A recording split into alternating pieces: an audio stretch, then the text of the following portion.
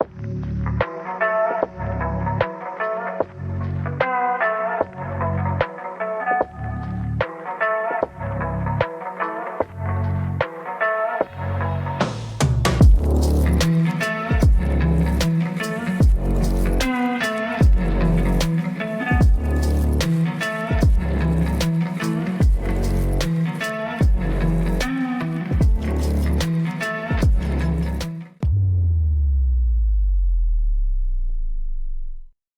yo, what's up everybody? Welcome back to Brainwashed Bureau series.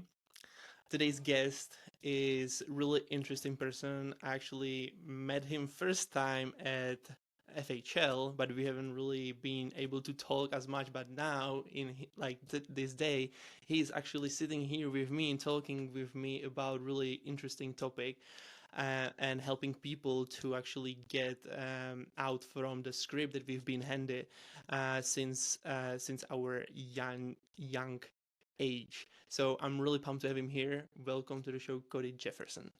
Hey man, it's good to be here. It's great to be here. Awesome. Thank you so much for being here. It's really honored to have you. And like I know that most of the people know about you, where you coming from, and Mhm.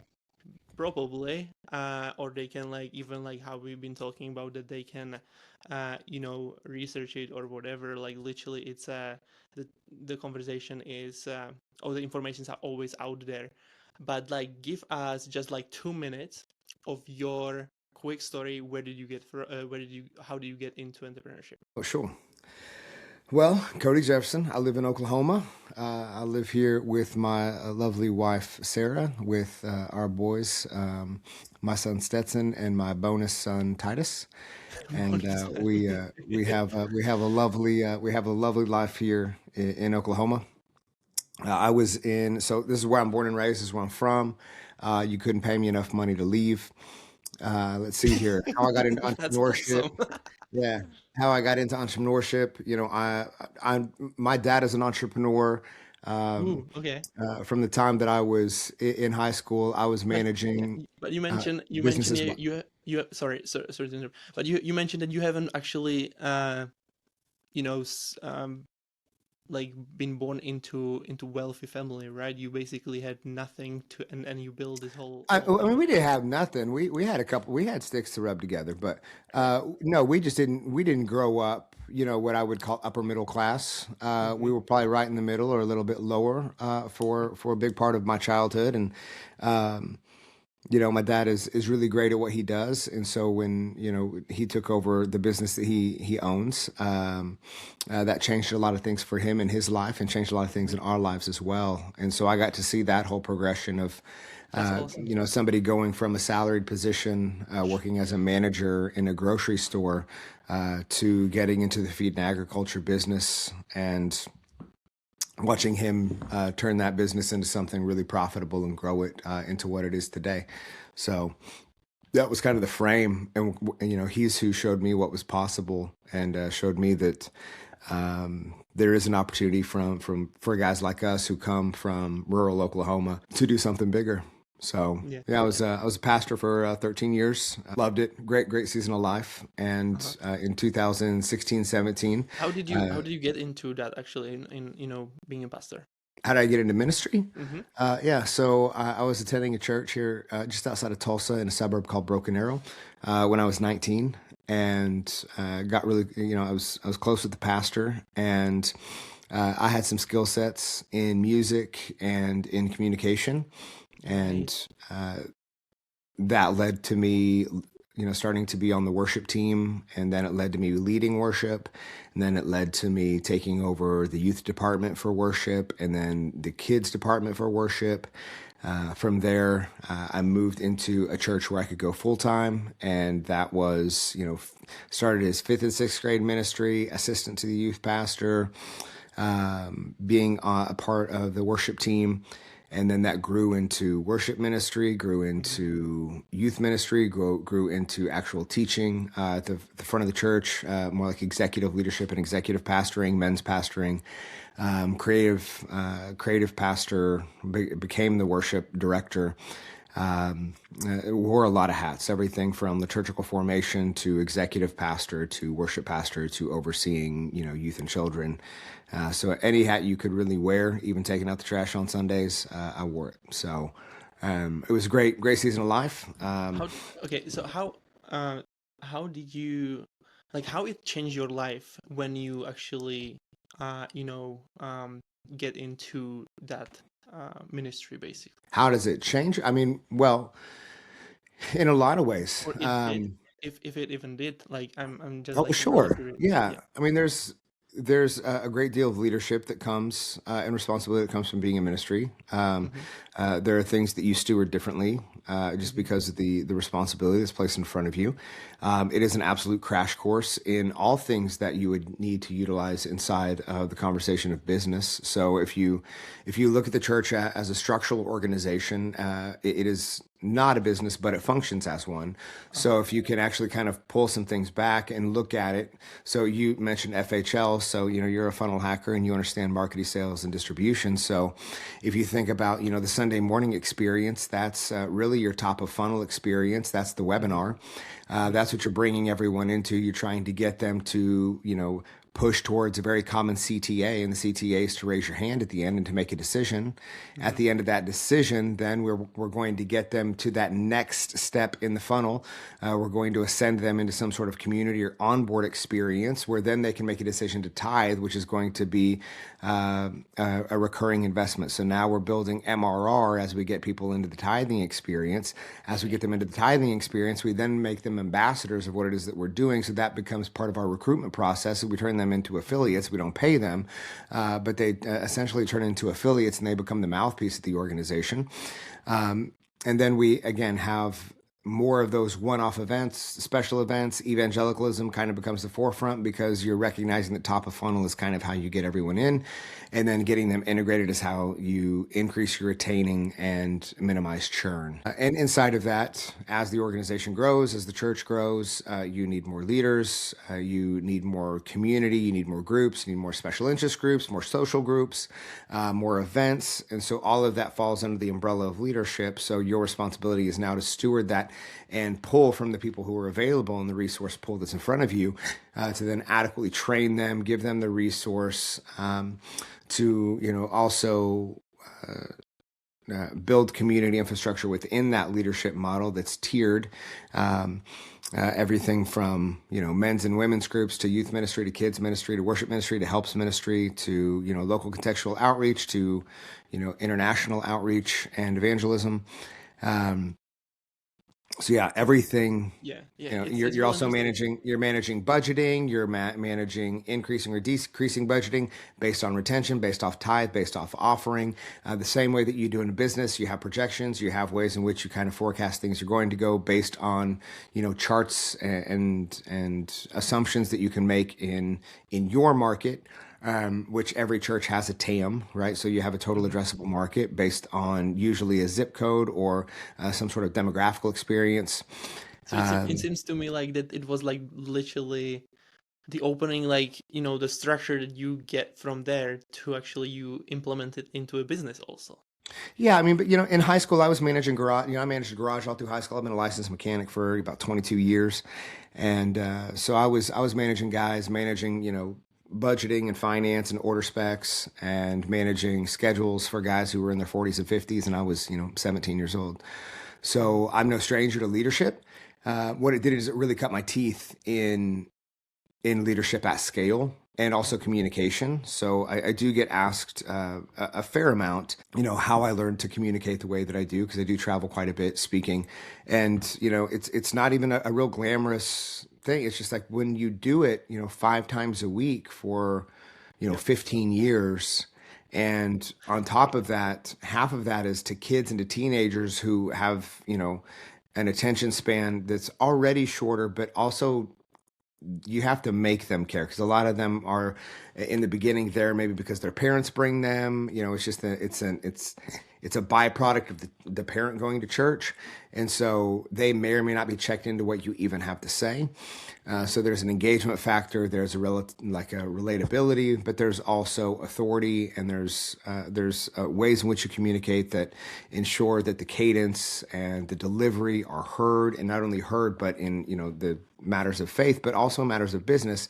We don't want things to fall on deaf ears, so we want things heard, but we also want action to be taken on the backside as a result of a transformed life. And so how do we also take that communication, and how do we quantify it into actionable steps that someone can do week to week, month to month, year to year, in order to compound the results that they say that they want in their life based on the reason that they're attending or being a part of whatever it is, product, service, or offer that you have. Yeah. So when you've been talking about that kids has like shorter and shorter the attention, Mm-hmm. what's the word? Yeah. Well, and attention span, and I would say that's Yeah. true for adults as well. Oh yeah, it is. Yeah, those totally. So why is that happening, and how is it happening actually? Because I think it feels to me like this is one of those programming that like literally society wants us to have, like being completely distracted all the time and not being able to like focus really on some stuff that really matters. And like that way you basically are more like manipulated, easy, you can be easy to manipulative. What do you think about that? Yeah, I mean, this is a real rabbit hole. Probably way too long for the context of this conversation, because we can get very, very deep into this.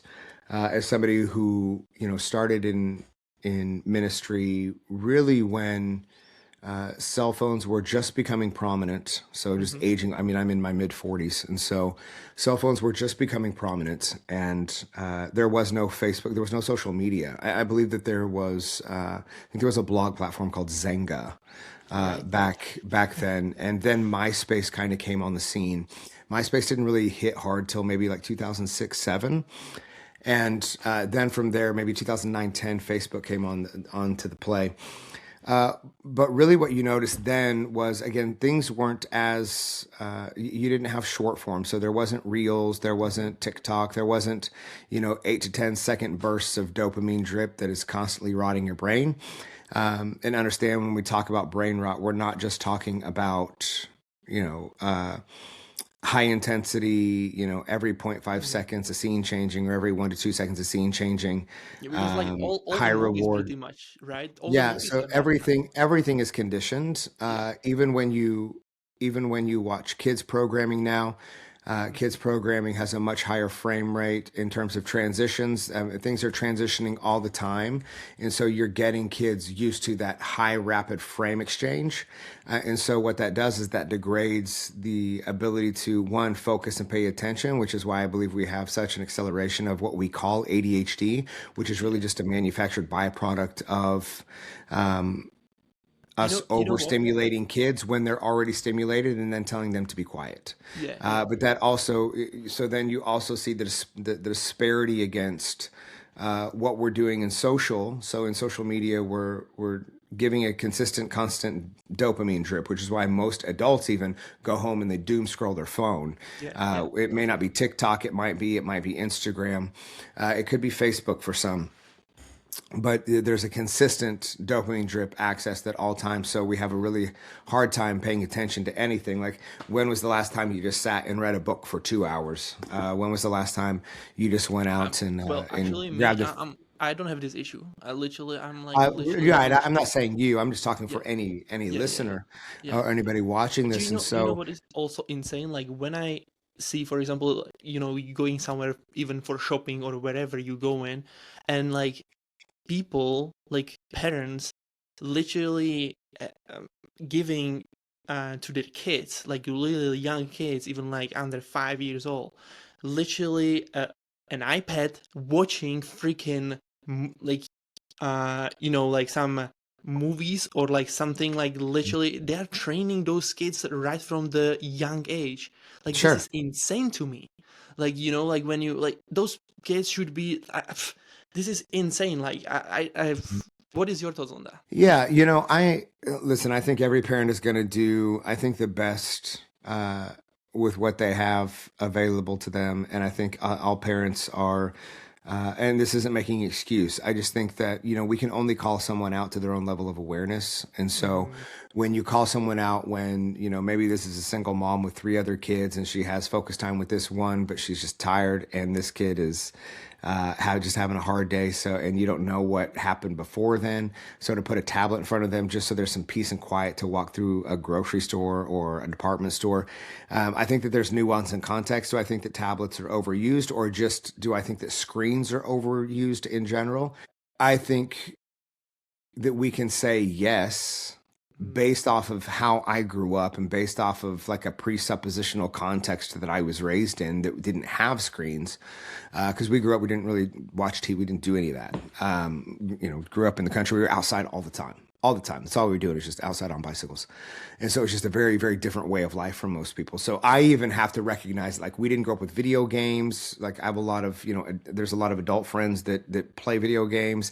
Teenagers and kids love to play video games. I never had that experience. So I can't even say whether it's detrimental or not because I don't have the experience of doing it. Yeah, yeah. So do Me I too, think that screens basically. It was the do same what? for me. It was the Yeah. same for me. Like I was most of my young age, I was literally playing football all the time on the freaking, Yeah. football field. Yeah, but I think we're quick to, and I was, listen, when I first got into the development space and I was mirroring what others were doing because I just didn't really have, uh, I would say, the confidence to lead ministry forward in business because I didn't know how market would respond. Uh-huh. And so early on, I was watching what others were doing, and I was sort of emulating that, which was a real demonization of just extracurricular hobbies that didn't make you money or produce, a really hustle bro culture. Demonizing video games and anything that was extracurricular that wasn't deemed "quote unquote" masculine. What I recognize Why is now is that? Why is that? Like uh, why I think it was just an over romanticization of, I think, what the push towards, like, what an idea of masculinity was in Mhm. the men's movement of probably 2016 to 19. Yeah. And it was very military based, a lot of groups that were doing fake Navy SEALs trainings and 3-day trainings to transform your life as a man, only to Have recognize you that you been in didn't really military do also? anything with the trauma. What's up? Have you been in military? I have not. No. No, no. No. Well, how old are you actually?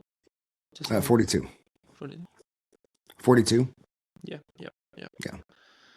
All right. So back to the conversation about like the ministry and so on. Like, what do you see most people are believing in that is not true when it comes to God and, like, for example, like how God should lead us with, like, for example, money and all of that. So we also have to take into consideration, and again, this is probably just because I do speak on matters of faith and what I believe all the time, but we have to take into consideration, you're asking a blanket statement about what people believe when, you have to understand that people have different belief constructs. So the only people that I talk, confidently and consistently to are people who have the same belief mechanism that I have. So people who are outside of my faith experience, I don't have any business telling them what their truth is. Not to Mm-hmm. say that I don't believe my truth is universal. I do. And also, I can hold that belief with an open hand so that we can still shake hands. When you hold belief so tightly with a closed fist, it becomes a weapon, and you can't shake hands with a fist. So I can speak on behalf of what I think most, maybe some believers in the same, ideology and spiritual context of Christianity that I follow. I can Mm-hmm. speak to that, but I Totally. can't speak to Jews or Muslims No, no, or no. Totally. Like agnostics or Christians. Yeah, atheists. yeah, yeah. Yeah. So your question is, when we talk about Christian philosophy and Christian. Christian Yeah, spirituality yeah. I'm Christian and also, so I would Christian love to. theology, you're asking, what do most people get wrong? Mm-hmm. When it comes to, for example, Christianity and money, because, like, there are Oh, and there are certain money. beliefs. Huh? Yeah. Yeah. Yeah. Uh, well, I think for the most part, most of us grew up, hearing things like, the money is the root of all evil, which is out of context. It is like the love of money, which is Mm-hmm. really just to say the love of anything that becomes an idol outside of your primary worship to God. And so money is no more an idol than your spouse, no more an idol than food, no more an idol than your Instagram and TikTok feed that you perfectly polish to present an image that is fake. All of that can become an idol. The way that you're perceived by other people can become an idol, and money can be a tool that can be utilized towards that end. But money in and of itself is simply a construct. It's just a unit of exchange. That's all it is. Like even our dollar in the United States, it's worthless. It's only backed up by a promise. It's not worth the paper that it's printed on. And so the only reason it has any value is because we've assigned it value intrinsically. Like we say that it is worth this thing. It has no weight actually. And so even when you think about, the state of the world and the cultural wars and the international wars that we have, all of this is around power that's navigated by an idea propped up that money is valuable. And so you have people with ill intent that are greedy, looking to make big moves. Okay, so we can push that out of the way, but so money is just an idea, it's just a construct, it's just a unit of exchange. Every country has their own, standardized by kind of a global recognition of what value means in marketplace universally. What we get wrong is that we've been conditioned that money is the root of all evil. It is not. Money is just a byproduct. More money is the result of healthy stewardship. So in Matthew, we look at the parable of the talents, the man who gave the gold coins to the three men, and we recognize that when you bury it, when you don't do anything with it, it's actually taken from you and given to someone else. And those who are fruitful and multiply what's been given to them are given more. We also read about that in the prayer of Jabez. We read it a lot in Scripture that there's a conversation of stewardship and dominion. Genesis 1:26, that God says that God has called us with dominion over the birds of the air, the fish of the seas, and everything that crawls along the land, to name and to give and assign meaning to things. And so as we do that in a healthy context and we steward that effectively, which just means to be responsible for. Same thing dominion means. It doesn't mean to dominate over something. It just means to steward it effectively. Then we could assume that that thing will grow, because as we're trusted with little, we're trusted with more. So money is nothing more than a byproduct of your responsibility and ability to be trusted in marketplace. If you believe what we believe, which then removes the idea that money was ever bad in the first place. Secondary, prayer is absolutely important. 100%. I believe that our God is a God of miracles, and I believe that he hears the cries of his people.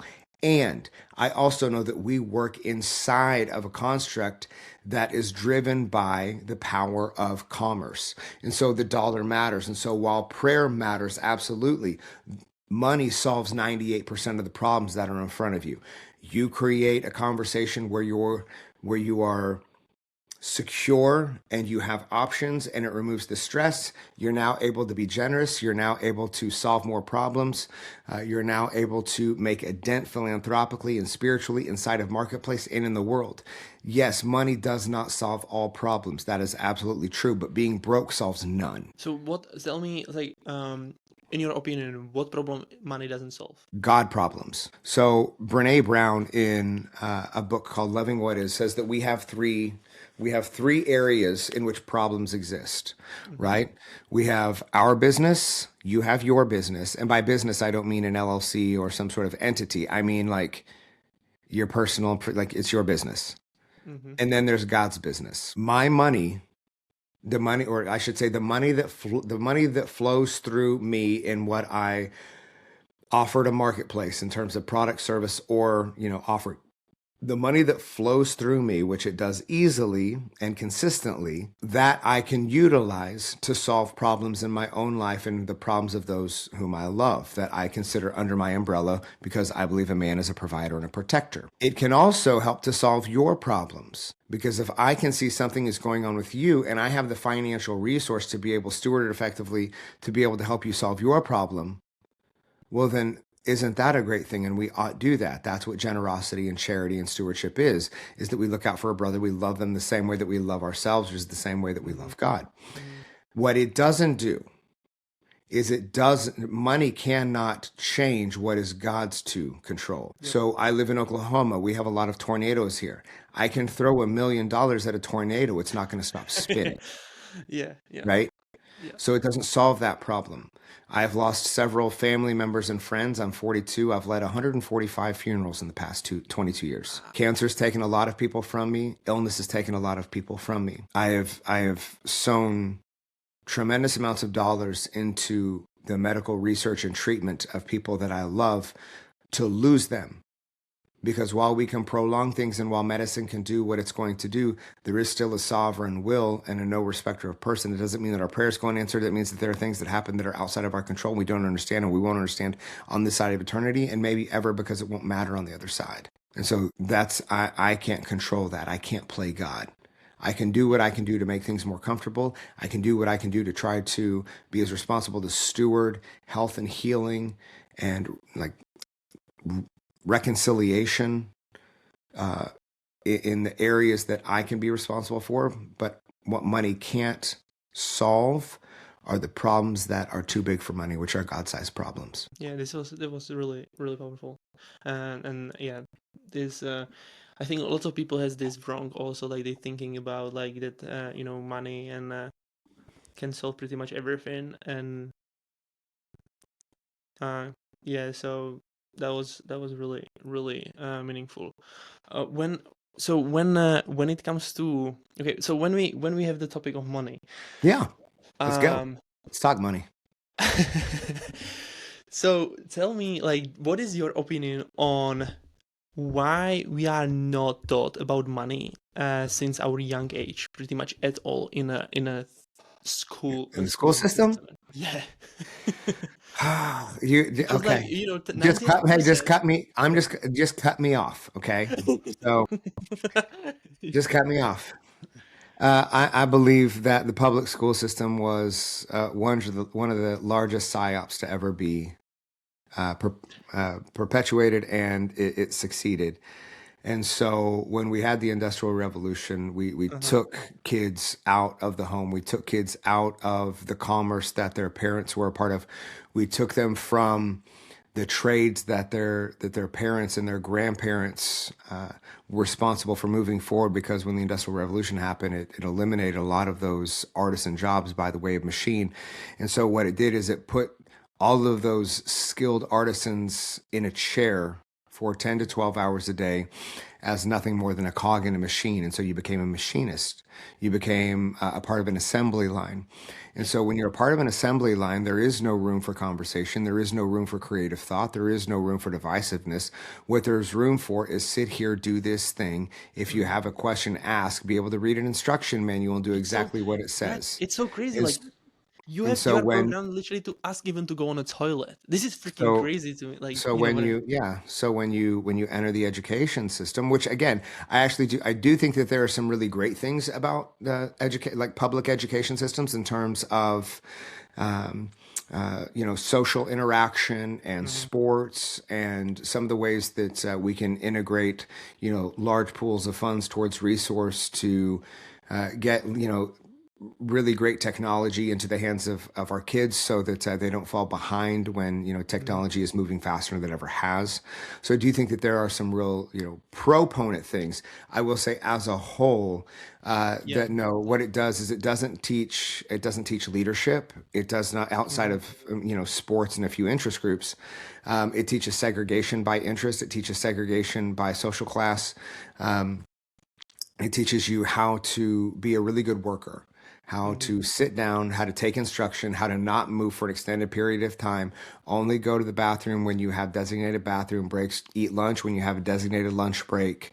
You clock out at a certain time, you clock in at a certain time. There is a tardy bell, so you can't be late for this. So everything is conditioning you to go into um, an A industrial yeah, yeah, marketplace, yeah. which now we're seeing more and more as antiquated, because that doesn't necessarily even exist anymore. So that now that we have a real disparity between blue collar, even into white collar and beyond, which is why I'm such a proponent of getting back to the trades. So as technology advances and Mhm. we find ourselves, in I don't know how detrimental and doomsday it's going to be. I know how the Mhm. book ends, so I'm not really worried about it.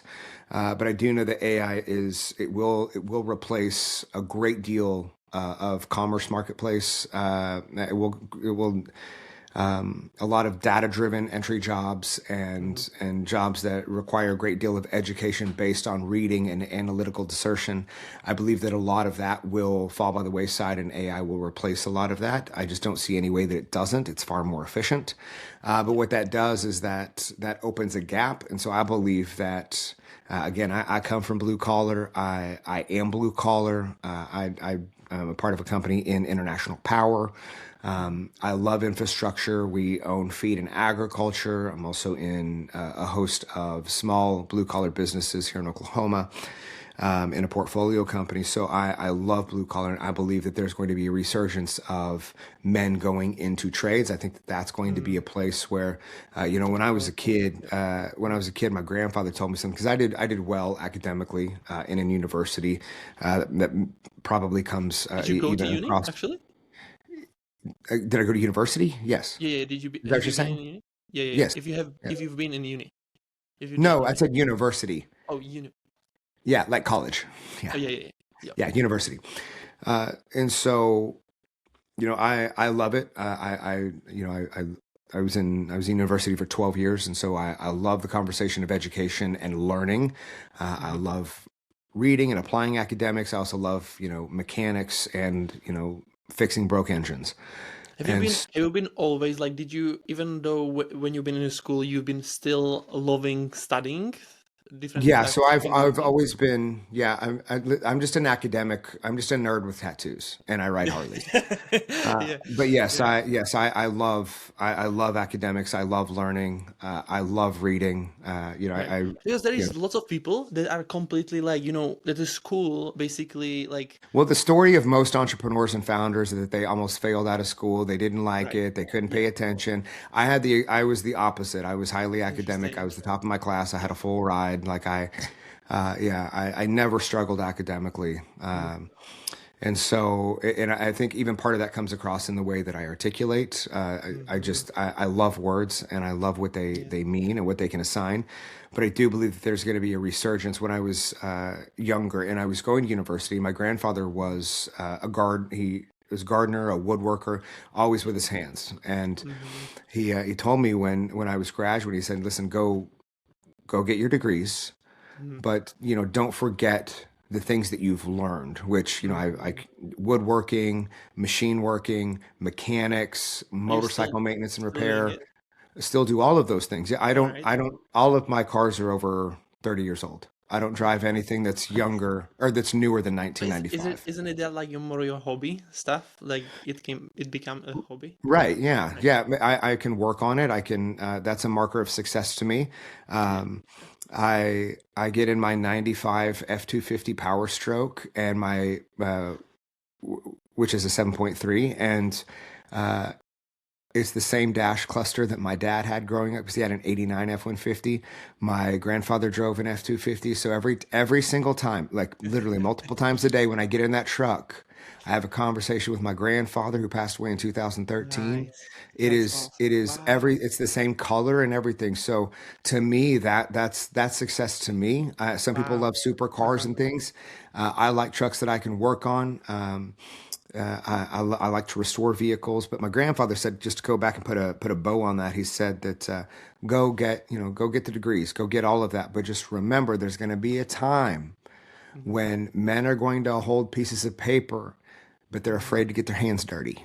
Mm-hmm. Yep. And Yep. so don't ever be afraid to get your hands dirty. So, I've just kept those skills. I've been a licensed barber for 22 years, so I can, fade up and cut Really? hair. And yeah, That's really so interesting. Wow. Okay. Um, I just, I've kept all those skills up because they're skills that can't ever be taken away from you. Yeah. Yeah. And It's I so, think is the best even like best things to invest into. Like mhm, yeah, having multiple skills and like literally you are then you can be super resourceful like in every sure. area Yeah, because you have listen, I got two 11-year-old boys that can tear down a Harley engine. They're up in the hood of my trucks with me. I've got quite a few, and we love it. And the best part about it, man, I'll tell you the best part. We were driving to wrestling because Stetson wrestles, and I help coach wrestling. And we were headed to wrestling the other night. And right. Okay. we were in the truck, and he said, "Dad," because we're also building a new house and barn on some property, and he's like, Dad, imagine when the barn's done and we can have 3 times as many trucks to work on. And he said, imagine when I have kids and then I can just bring them out and we can just all work on trucks together. And to Nice. me, man, that's the from where I'm from Yeah, and yeah. for what I stand for and what I'm about, that's the greatest marker of success that I could That's ever hope for. awesome. That's awesome. Yeah. That's so powerful, But actually. that says, in order for that to be true, I need to be valuable in marketplace. So I have to continue refining my skill sets and sharpening my sword and believing what can be possible for me outside of where I've come from or what people have told me in my history, so that I can perpetuate this idea moving forward, which takes financial resource to be able to build and do what it is that we want to do, while Yeah, being a healthy steward to ensure that the kingdom moves forward as well. yeah, yeah. This is really this is awesome. For me it's the same. Like I cannot imagine that I would literally like just spend time doing nothing pretty much. I don't know like why is that, but that's like who I am. Basically, I have to Yeah. always feel that I'm moving forward to something where like, to my goal basically. Yeah. Um so I wouldn't Yeah. be able to imagine that just like I'm going away. I like of course there are moments like times that I can like literally like I have to take break literally and like Mhm. focus on my girlfriend also because like we are like when we are in so much stress and pressure and all of that, like it's still like I don't know if you are you dealing still with stress and pressure sometimes like with in certain Only, area in the business. yeah, I mean, stress that I place on myself, Mm-hmm. just because I'm a part of a handful of things, and I'm a part of a larger company in the power and energy sector, and so there's pressure there because we're dealing with very large accounts, and I'm over brand and communication, and so there's a heavy level of responsibility there. But this is all pressure that I asked for, so it's all a gift. So I'm not gonna Mm-hmm. curse the very thing that I prayed for. That Yeah. would be incredibly inconsistent and ungrateful and unaware on my part. So if I'm ever stressed, if there's ever anxiety, all that is, and I think it's awareness, but it's an awareness of one, what's my capacity? Two, Mm-hmm. uh, what is the gap? So if there's anxiety, really that's me future casting something that hasn't happened yet. So I can just take an analysis of what's Ooh, actually real. that's really Um, good. Like your and point of view on that is yeah, like this is really interesting. Thank you for sharing that because this is like is helping even me like richly now, yeah. to realize this because like I haven't had this point of view on that at all. Well, so many And times the problems that we have are just problems that we manufacture, and it's either because we think we don't know something or we procrastinate, hmm um, or we get again. There's a gap in between where we are and where we've maybe said that we could be, or we hmm thought we'd be, or we promised we'd be. hmm And that gap's sometimes mental, sometimes it's financial, sometimes it's a project, sometimes it's a skill set. And so when we can look at what the gap is, and in order to class that gap, is that something that I need to take on? Or is it something that, hmm from an infrastructure standpoint, I can hire out so that I don't have to continue maintaining this level of anxiety just for the sake of having anxiety? When I have the margin, should this be one of my first hires so that I can minimize that stress load, give that to somebody that's a green light for, so that I can move forward to the things that light me up? And so, the fact that I'm a part of so many things is really not a testament to like, oh my gosh, you must be so busy. No, I'm good at knowing what my lanes are and what they're not, and I can build Ooh, okay. infrastructure as resource and revenue top line grows. I'm able to bake that into our margin in terms of hiring staff and I would hmm say team, so that we can grow at a more at a healthier, more stable clip than the manic roller coaster of being like a solopreneur. hmm Sure, you might have like healthier margin in your take home distribution, but I've just found that the real hack is make as much money as you can, but don't change your lifestyle. hmm What do you mean And by that that? way, whenever you need anything, you have it at your disposal. But when you start elevating your lifestyle before you're truly financially independent, you start making some money, so you start making some changes. That's not to say that if you're in dire situations to not upgrade so that you have more stability and safety in your life. Absolutely. But just for the sake of impressing people on the internet who are doing the same and don't care because they're too busy with their own anxiety and insecurities, recognize that you have everything that you need. And what a blessing and what a gift that is. So for me, I've just, even in the past 8 years, nominally, I'm talking nominally, have we changed the way that we live at all? We live in a very modest house. I drive old trucks.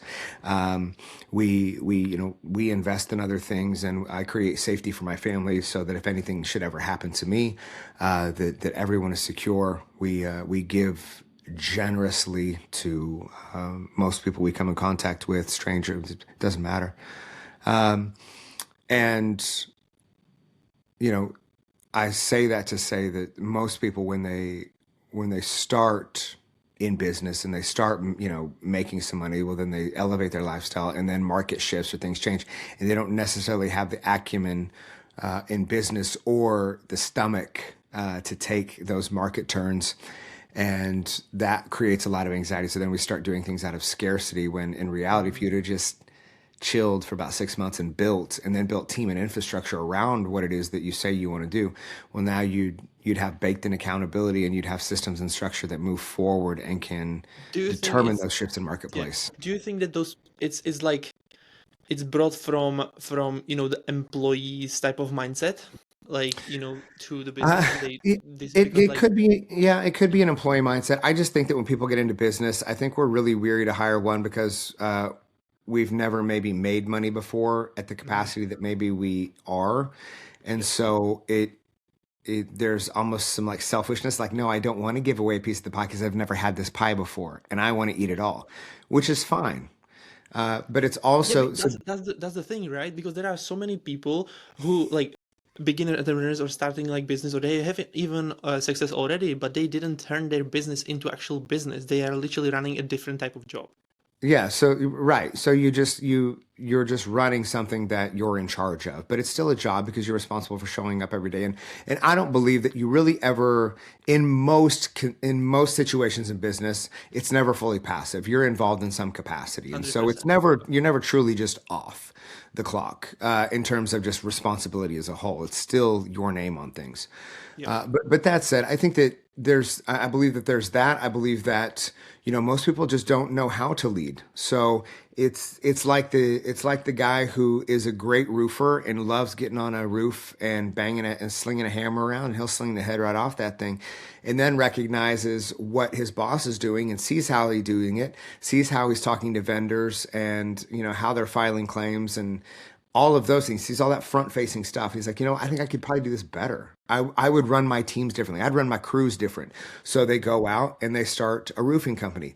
The problem is they don't have any experience in leadership. They don't have any experience in finance. They don't have any experience in what it takes to run an organization or the behind the scenes SOPs, so the procedures, the standardized, operating mechanisms, the way that all of the different, what I call pieces of the engine: Mhm. marketing, sales, distribution, finance teams, operations, referral, retainer, all, like, they I don't think that this is understand that. yeah, I So think this they don't is even know this where to start or who to hire.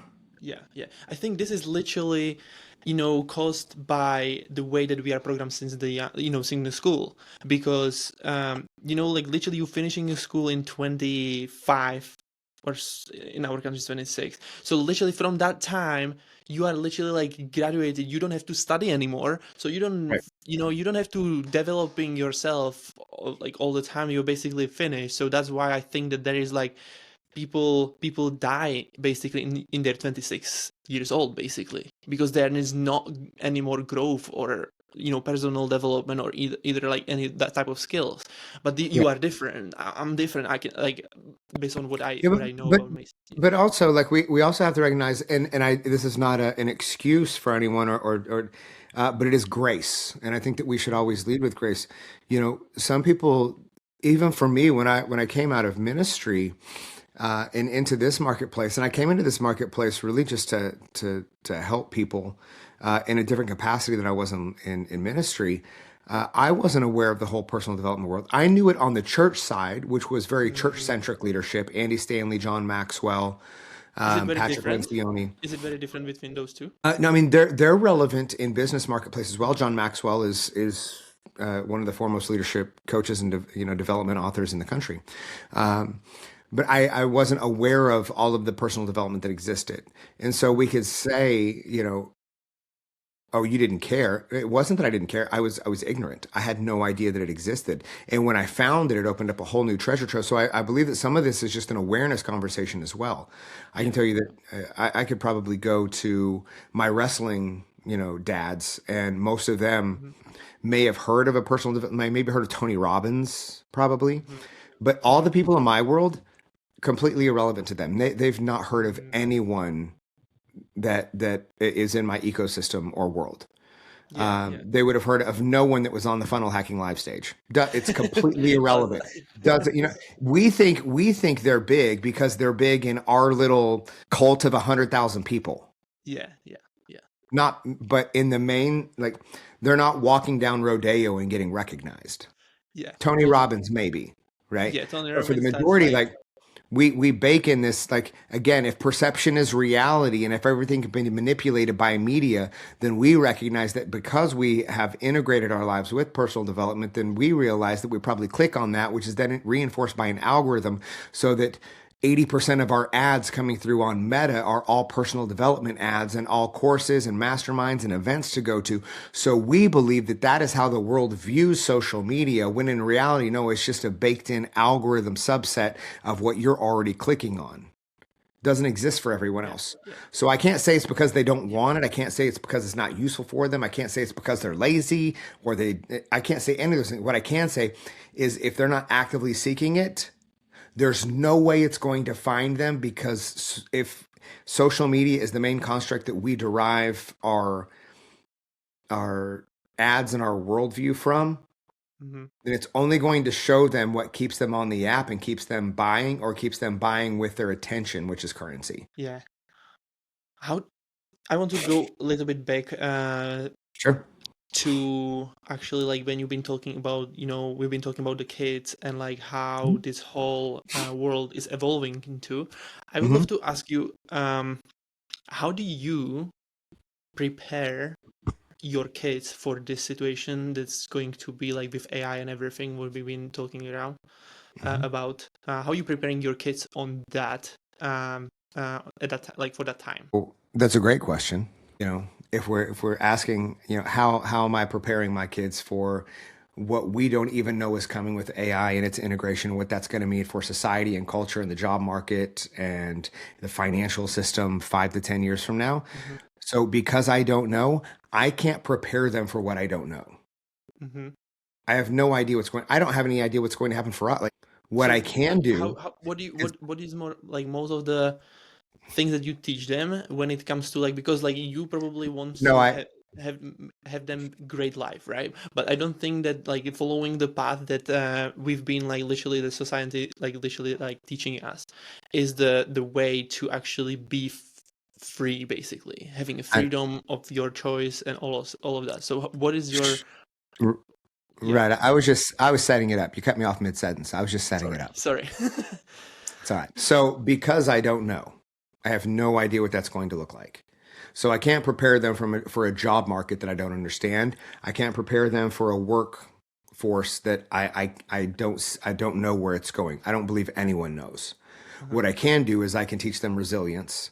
What I can do is I can teach them ethical responsibility. What I can do Uh-huh. is teach them how to be physically and emotionally strong while Hmm. being aware of their own feelings, not masking them or hiding them, but being aware that a man is called to certain tenets to protect, to provide, to pioneer, and to pastor. And so helping them understand that their sovereignty, that the way that they govern themselves is their responsibility. And my responsibility right now, because they are under my wing and under my care, is that I'm going to be as responsible as I can to grow my endeavors as much as I can so that we can create as much safety and insulation inside of the conversation of finance so that should something happen, they're covered and they're okay in a market that is uncertain and always shifting. So Mm-hmm. my responsibility is to make sure that they are covered. Now, does that mean that I want to leave them some massive nest egg and inheritance and all this stuff? No, I believe that they can go out and make their own way. And if that turns out to be a more complex conversation 15, 20 years from now, right? I want them to be able to rest knowing like, no, that's like, we're okay. That's So, awesome. but then the other side to that is the most effective way that I teach my kids how to be a man in this world and how to lead effectively and how to steward effectively is I just do that. I don't talk about it. I just do it. And as a result of doing it and integrating them into as much of that as possible, integrating them into my business as much as possible, teaching them about finance and it's not the school's, I don't want it to be the school's responsibility. It's my responsibility. It's Mm-hmm. not the church's responsibility to teach my kids about God. It's my responsibility to live a life that is devoted to God so that they can see that and Yep. that is a reflection of my character and that my character is worth reflecting and they see something in me that they want to emulate as they move forward. It's why I work out. It's why I stay in shape. It's why I treat my wife with respect and love and affection, and she is the greatest gift in my life outside of my kids. And it's why I treat my co-parent with respect and with love and with with again the reverence that she gave me a son. Um, our kids are watching. They're watching what we do more than they're listening to what we're saying. And so the That's beautiful. healthiest thing I can do for them is just be who I say I am and do what I say I'm going to do. Show them what's consistently possible. Show them when I fail, because I fail all the time. Show them how to fail forward, how to fail fast, how to not be emotionally identified and tied to the failure in and of itself. It's nothing more than feedback that something didn't work. It's not an assignment to your identity. Show them that when hard things happen, this is how a man responds, period. Beautiful. Yeah. Totally. All right. Thank you so much, brother. What would Yeah. be? I have a couple uh and a question until the end. So what would be Mhm. your recommendation of books to read, like that changed the life most for you? The Bible changed my life. So I would say that one first and foremost. But outside of the Bible, if we're talking about men's development, Mhm. there's a book called As a Man Thinketh that was transformational for me. There's a book called No More Mr. Nice Guy. That as a former people pleaser and affirmation addict was incredibly transformative for me. If we're talking business, Buy Back Your Time is really great books from a dear friend of Mhm. mine, Dan Martell. Yep. There's a book called Traction if you're just getting into the conversation of business that walks through the entrepreneurial operating system, which is called EOS, developed by Gino Wickman. That would Mhm. be a really great book for you if you're in the growth to scale process past maybe 5, 10, $15 million of top line revenue. Then you might look at like scaling up. It's a pretty dry book. If you're interested in the conversation of marketing, all of Russell's books. So Russell Brunson. So .com expert, traffic secrets. All of those are going to be incredibly beautiful reads. If you're struggling with trauma or overcoming things that have happened to you or through you in your past, the book Loving What is a great book by Byron Katie, as is Dark Side of Light Chasers, which I believe is by Debbie Ford. If you're trying to develop some sort of emotional resiliency in your life, if you're trying to develop some sort of business competency on the other side of doing the things that you don't want to do, Extreme Ownership is a great book. So is Grit by Angela Duckworth. Um, uh, yeah. And then Awesome. if you're a man It's a looking at what bunch. it, yeah, if you're a Thank you man for looking at sharing what that. it means, there's a book that I just read that I absolutely love by a dear friend of mine. A book for men. It's called Stand Firm and Act Like Men. It's by Pastor Joby Martin. That is a really great book as well. And then if you're sure struggling with identity and you're just struggling about who God calls you to be, a dear friend of mine here in Tulsa, his name's Charles Metcalf, wrote a book called God Chose Me, and that's a really great read. Awesome. Thank you So so there you much, go. brother. More than Thank you you wanted. so much. That was amazing. Thank you. Thank you for being here. That was Of amazing course. conversation. I really enjoyed it. Before I let you go, where people can find you. Yeah, I would say I'm most active on Instagram. That's the platform that's been the healthiest for us. So you can just shoot me a message, just reference, brainwashed to be broke, as you introduce yourself. But I believe we all have a story, And one of the deals I made with God whenever I got into business was that if I ever got too cool to stop listening to people's stories, that he could take it all the way. So if you want to message me, tell me your story. I'd love to hear it and love to respond to you and give you some encouragement. Otherwise, if you're thinking about, ways that we can work together, some of the things that I have to offer in Marketplace, just go to codyjefferson.com. Awesome. Thank you so much, brother. Thank you, brother. It was a pleasure. And we will see you soon. Bye, guys.